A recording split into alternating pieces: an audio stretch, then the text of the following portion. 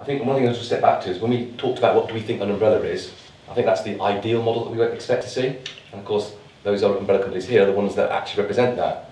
The vast majority of other umbrella companies out there don't achieve that model.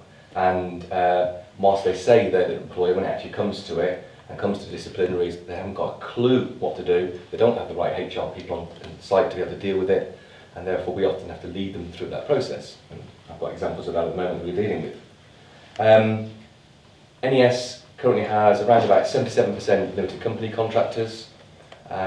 So we'll take a risk view as to whether they're inside or outside of the regs. And Steve and I obviously had some discussions on LinkedIn this week about whether they're in or out.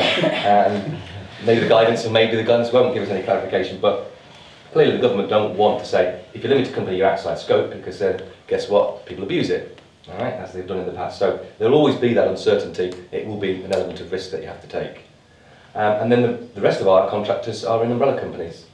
And I do want to work with some good umbrella companies to come up with a satisfactory solution, which is not grubby, not this sort of 1 hour type stuff, which seems to try and work around the regs. Let's work, what I call work with them, and come up with a solution that is the intention, that what we're trying to achieve, which is equal treatment.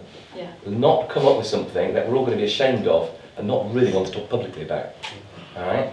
And I can actually see NES going down the route where we may end up with 4 or 5 umbrella companies that we're going to say they're the ones that we're prepared to do business with because they've got a solution in place that's acceptable, we're proud to be part of it, and it mitigates the risk for every party.